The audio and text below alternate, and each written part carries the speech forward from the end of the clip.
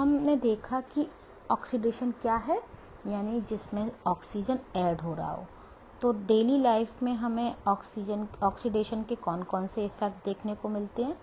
तो पहला इफ़ेक्ट हमें देखने को मिलता है रेस्पिरेशन के रिएक्शन में फूड का ऑक्सीडेशन होता है, यानी ऑक्सीजन की हेल्प से फूड का ऑक्सीडेशन होता है और एनर्जी बनती है। ये तो पहला इफ़ेक्ट हो गया। दूसरा इफ़ेक्ट है, और अगर आप इसका इक्वेशन देखो तो मैं आपको इसका इक्वेशन बता देती हूँ। देखिए, इसको क्लियर कर देते हैं। इक्वेशन अगर आप देखें रेस्पिरेशन की, तो रेस्पिरेशन की इक्वेशन है, रेस्पिरेशन में आप फूड का ऑक्सीडेशन करते हैं। तो फूड क्या है, ग्लूकोज C6H12O6, और ऑक्सीडेशन किसकी हेल्प से होता है, ऑक्सीजन की हेल्प से, यानी ऑक्सीजन इसमें ऐड होता है और कंपाउंड बनते हैं 6CO2 plus water 6H2O plus 38 ATP energy. ये इक्वेशन है किसकी, रेस्पिरेशन की। तो आप यहाँ देख रहे हो कि ग्लूकोज को एनर्जी बनाने के लिए किसकी ज़रूरत है, ऑक्सीजन की। तो इसलिए यहाँ ग्लूकोज का क्या हो रहा है, ऑक्सीडेशन। तो ये डेली लाइफ में ऑक्सीडेशन का आपने पहला एग्जाम्पल पढ़ा। दूसरा एग्जाम्पल आपको जो पढ़ने को मिलता है वो है कोरोजन। आपने देखा होगा कि जब कभी आयरन, सिल्वर या कॉपर के आर्टिकल्स नए होते हैं तो बहुत शाइनी होते हैं, लेकिन जैसे जैसे टाइम निकलता है तो दे गेट डल, और वो डल हो जाते हैं, उनकी शाइनिंग कम हो जाती है, क्योंकि मेटल्स जो होते हैं वो एटमॉस्फेरिक ऑक्सीजन से रिएक्शन करते हैं और उसके ऊपर मेटल के ऑक्साइड की एक लेयर बन जाती है सरफेस पर, और वो लेयर बेसिक होती है नेचर में। इस फिनोमिनन को, जिसमें मेटल का ऑक्सीडेशन होता है, यानी मेटल ऑक्सीजन के साथ रिएक्शन करता है, उसको आप कोरोजन कहते हैं। कोरोजन एक अनवांटेड प्रोसेस है जो कि मेटल को हार्म पहुंचाता है, डैमेज करता है मेटल को, क्योंकि ये उस प्रोसेस में मेटल को वीक करता है और उसको ईटन अप करता है।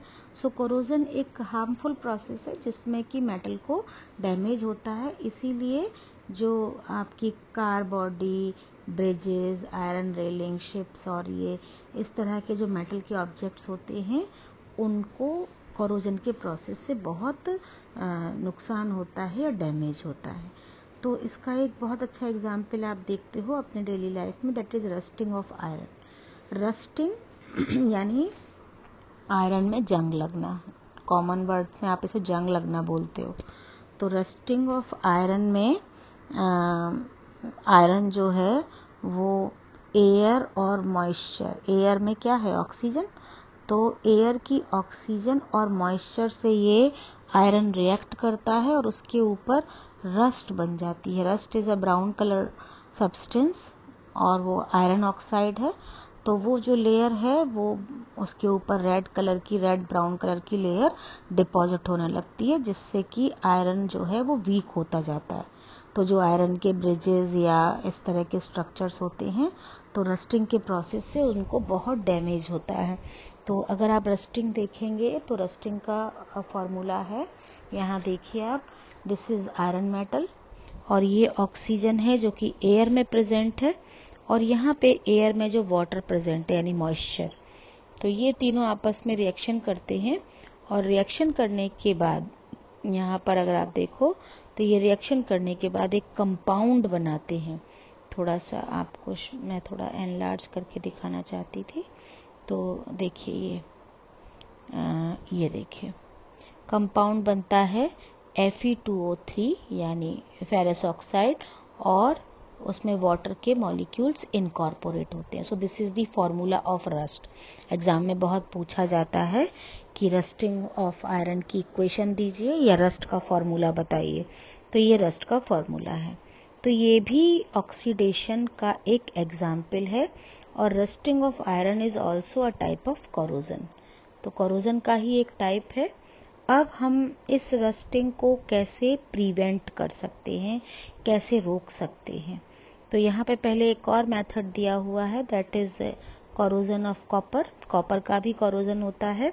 आपने देखा होगा कि कॉपर जो है वो एयर की ऑक्सीजन, कार्बन डाइऑक्साइड और मॉइस्चर से रिएक्ट करती है और उसके ऊपर एक ग्रीन कलर की कोटिंग बन जाती है। आपके घर में कॉपर के बर्तन होते होंगे, आप देखते होंगे कि अगर आप उनको क्लीन नहीं करते हो तो उसके ऊपर ग्रीन कलर का डिपोजिशन हो जाता है। तो वो डिपोजिशन क्यों हो जाता है? क्योंकि उसमें कॉपर हाइड्रोक्साइड और कॉपर कार्बोनेट की लेयर बन जाती है। So this is the equation कि ये कॉपर मेटल है, ये वाटर है, ये CO2 है और ये ऑक्सीजन। इनके साथ रिएक्शन करके ये दो सब्सटेंस बनते हैं जो कि ग्रीन कलर का प्रोडक्ट है। तो ये कोरोजन ऑफ कॉपर हुआ। अब हम पढ़ते हैं कि हम इन कोरोजन के प्रोसेसेस को कैसे कंट्रोल कर सकते हैं, कैसे रोक सकते हैं। तो अगर आप किसी भी मेथड से मेटल को एटमॉस्फेरिक एयर के कांटेक्ट में आने से रोक दें, डायरेक्ट कांटेक्ट में आने से रोक दें, तो आप कोरोजन के प्रोसेस को रोक सकते हैं। तो पहला प्रोसेस क्या है कि रस्टिंग ऑफ आयरन को प्रिवेंट करने के लिए आप मेटल के ऊपर पेंट की एक लेयर कर सकते हैं।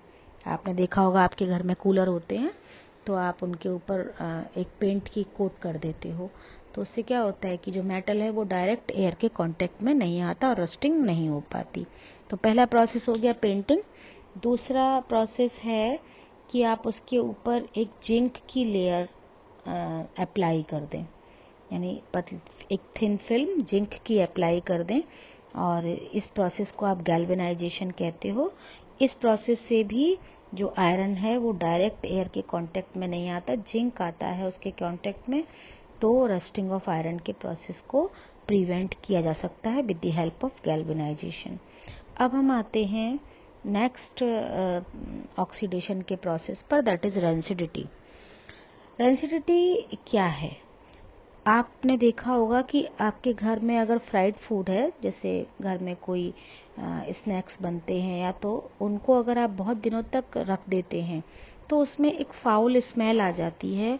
और उस फाउल स्मेल का कारण है कि उस फ्राइड फूड में जो फैट है, यानी जिस ऑयल में वो बना है, वो ऑयल एयर के कांटेक्ट में आने पर उसका ऑक्सीडेशन हो जाता है और उस ऑक्सीडेशन की वजह से ही उसमें स्मेल आने लगती है और उसका टेस्ट चेंज हो जाता है। तो इसी प्रोसेस को आप कहते हो रेंसिडिटी। तो बेसिकली रेंसिडिटी क्या है? फ्राइड फूड का ऑक्सीडेशन जब वो एयर के कांटेक्ट में आता है। और ये ऑक्सीडेशन क्यों होता है?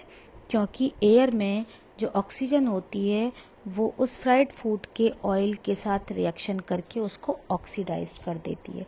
This is called rancidity. Rancidity को आप कैसे प्रिवेंट कर सकते हैं? तो कई तरीके हैं रेंसिडिटी को प्रिवेंट करने के लिए। तो सबसे सिंपल तरीका है कि आप उस फूड को एयर टाइट कंटेनर में स्टोर करें, जिससे कि रेंसिडिटी का जो प्रोसेस है वो स्लो डाउन हो जाएगा, क्योंकि एयर टाइट कंटेनर में रखने पर ऑक्सीजन के डायरेक्ट कांटेक्ट में नहीं आएगा फूड और ऑक्सीडेशन का प्रोसेस स्लो हो जाएगा। दूसरा तरीका है कि आप उसको लो टेम्परेचर पर स्टोर करें, यानी रेफ्रिजरेट करें। तो रेफ्रिजरेटर में फूड को रखने पर भी आप रेंसिडिटी के प्रोसेस को स्लो डाउन कर सकते हैं। तीसरा तरीका है कि आप उन फूड में कोई एंटीऑक्सीडेंट सब्सटेंस मिला दें जो कि ऑक्सीडेशन के प्रोसेस को ना होने दे। तो वो एंटीऑक्सीडेंट सब्सटेंसेस क्या हैं? तो यहाँ पे आपको दिया हुआ है ब्यूटाइलेटेड हाइड्रोक्सी एनिसोल, यानी BHA। ठीक है। और विटामिन सी जो है वो भी एक एंटीऑक्सीडेंट का काम करता है, यानी जिस फूड में आप विटामिन सी मिक्स करते हैं वो फूड जल्दी से खराब नहीं होता, रेंसिड नहीं होता।